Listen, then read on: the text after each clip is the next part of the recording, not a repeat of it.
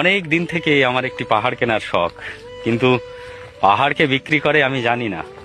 যদি তার দেখা পেতাম, দামের জন্য আটকাতো না। আমার নিজস্ব একটা নদী আছে, সেটা দিয়ে দিতাম পাহাড়টার বদলে। কে না জানে পাহাড়ের চাইতে নদীর দামই বেশি। পাহাড় স্থাণু, নদী বহমান, তবু আমি নদীর বদলে পাহাড়টাই কিনতাম, কারণ আমি ঠকতে চাই। নদীটাও অবশ্য কিনেছিলাম একটা দ্বীপের বিনিময়ে। ছেলেবেলায় আমার বেশ ছোট্টখাট্টো ছিমছাম একটা দ্বীপ ছিল, সেখানে অসংখ্য প্রজাপতি। শৈশবে দ্বীপটি ছিল আমার বড় প্রিয়।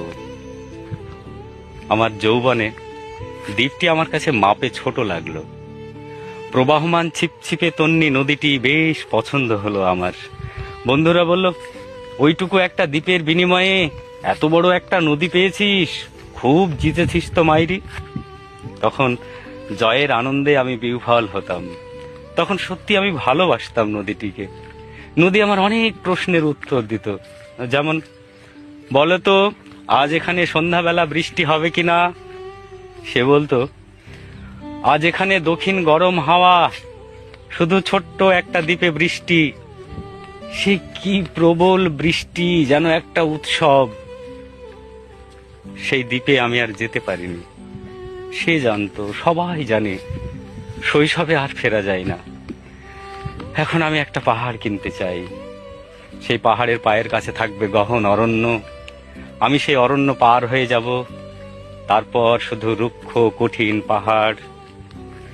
একেবারে চূড়ায়, মাথার খুব কাছে আকাশ, নিচে বিপুলা পৃথিবী, চরাচরের তীব্র নির্জনতা।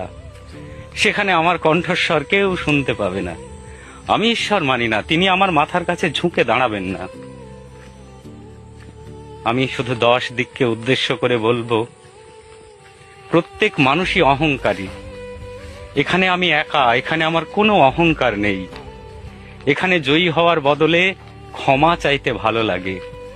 হে 10 দিক, আমি কোনো দোষ করিনি, আমাকে ক্ষমা করো।